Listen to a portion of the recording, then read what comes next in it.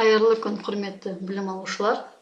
Мен Нұрғалиева Гүлшахар Өкеновна, Талғар политехникалық колледжінің тамақтандыруды ұйымдастыру мамандығы бойынша өндірістік оқу шеберімін. Өндірістік оқу бойынша сабағымызды бастайық. Сабағымыздың тақырыбы тартымдалған бұрыш тағамын дайындау.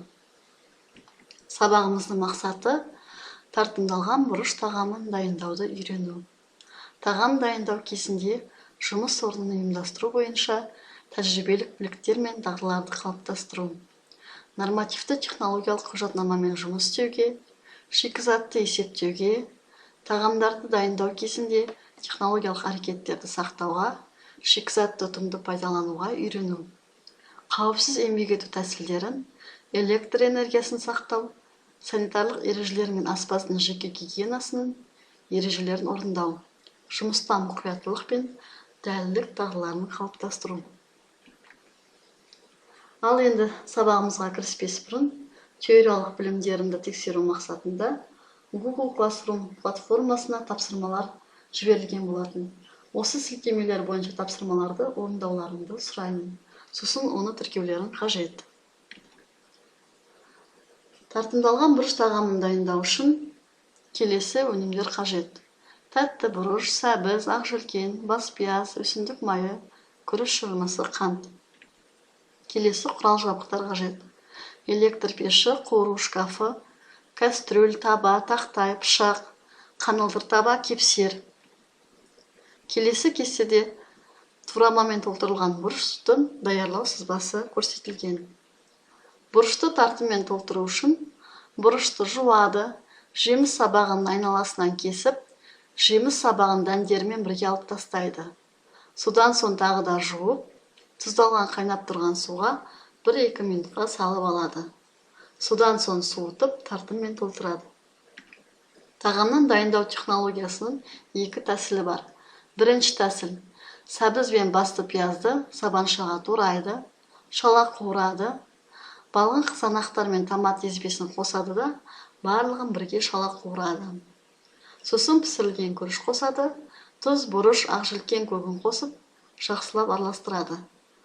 Әзірленген бұрышты тартыммен толтырады, қанылтыр табаға салады, бетіне сүтті немесе қаймақты, қызанақ қосылған қаймақты тұздықты құяды, және қуыру шкафында дайын болғанға дейін пісіріп алады. Ұсыну кезінде өзі пісірілген тұздықты құяды. Екінші тәсілі – сәбіз, ақжелкен мен басты пиязды сабаншалап кеседі, шала қуырады. Шала қуыру соңында томат езбесін салып, бірге шала қуырады. Ішіне сірке суын құйып, қант тұз салып, қайнауға дейін жеткізеді.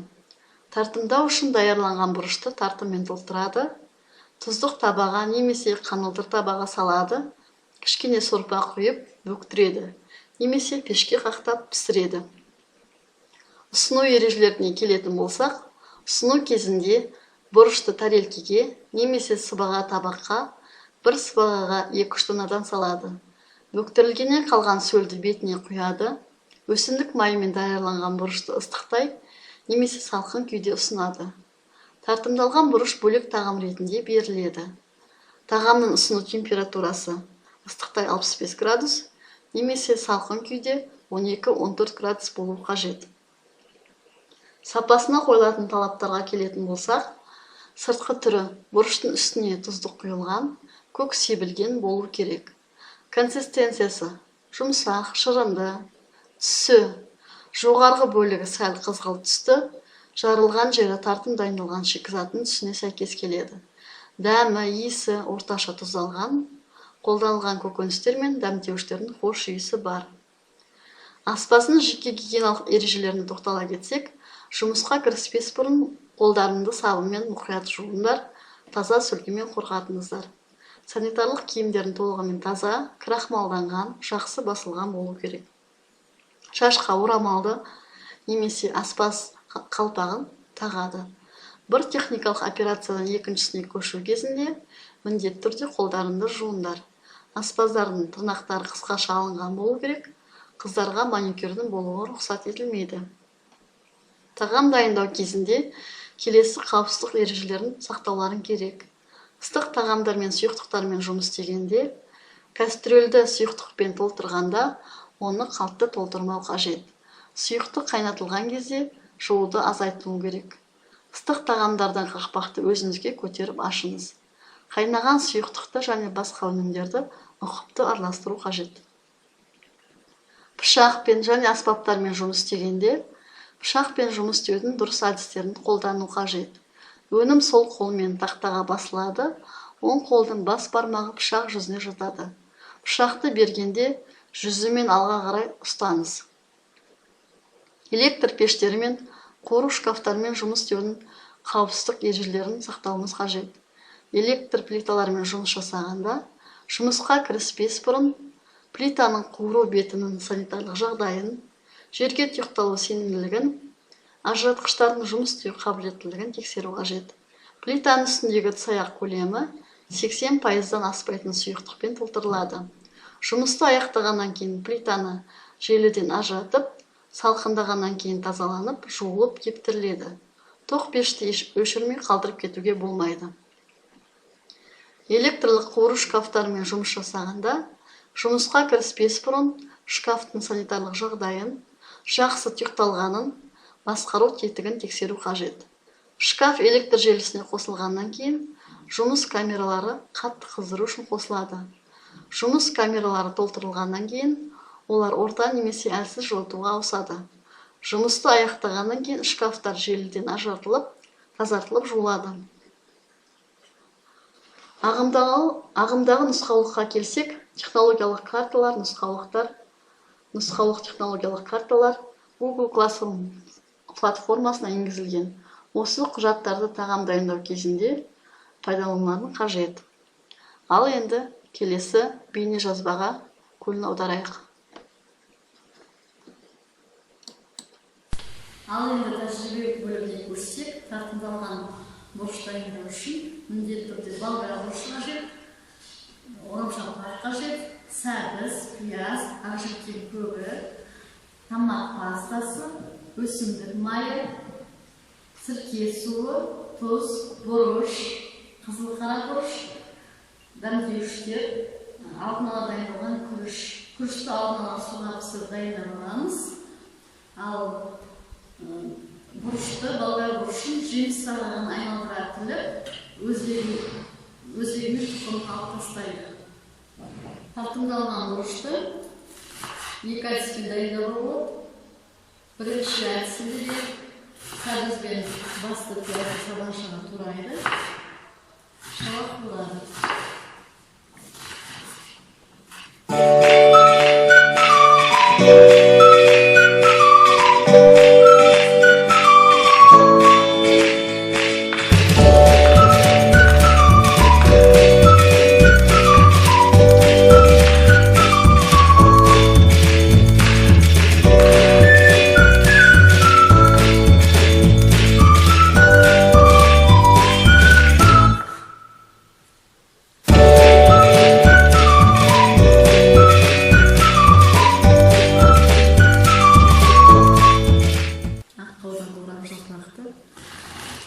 Бөліктерге бөліп, сабаншалап тураймыз.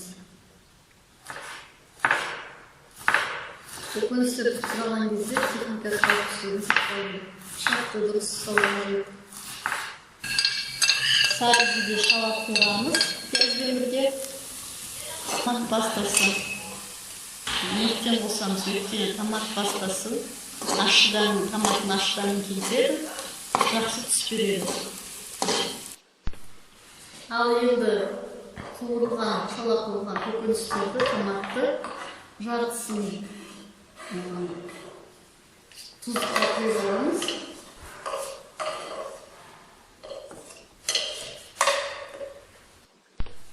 Ал енді тартылған көкөністердің ұпырақты салдық, тұз бұрышты салдық. Яғни тартым дайындаймыз. Болгар борышын толтыру үшін. Сосын ақжілкен көбін қосамыз. Ақжілкен көбін ұсаққа турайды.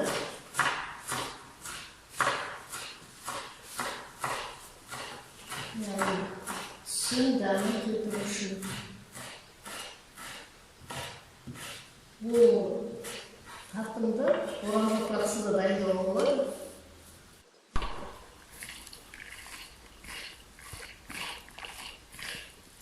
Яғни тартымды араластырып,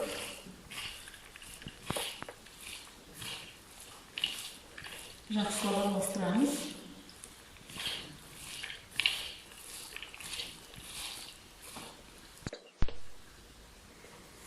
Ал енді жентектейміз, қарыштаймыз. Яғни дайындалған бұрыштарға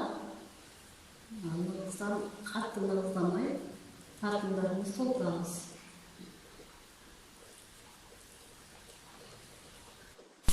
Ал енді қуырылған көкөністерге су құямыз бұқтыру үшін. Сосын қызанақ қосамыз.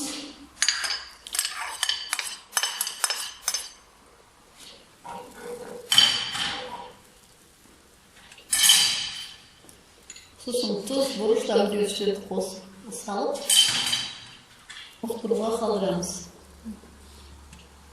Енді дайындалған тұздық табаға, тұздығымызға тартымдалған бұрышты салып, қақпағын жауып, баяу отқа қойып 30-35 минуттай пісіреміз. Ал енді осы тартымдалған бұрыш тағамыз дайын болды. Тағамызды ашытпай көрінен әсердеп ұсынамыз. Ал енді білім алушылар кездесулерде өз жұмыстарында орындап, бейнежазбаға түсіріп, жіберуді сұраймын. Назарларыңызға рахмет. Сонымен қатар Google Classroom платформасында бағалау қағидалары берілген. Дайындаған тағамдарына байланысты қандай бағалатындарын білу үшін осы талаптарды сақтауларын қажет. Үй тапсырмасы.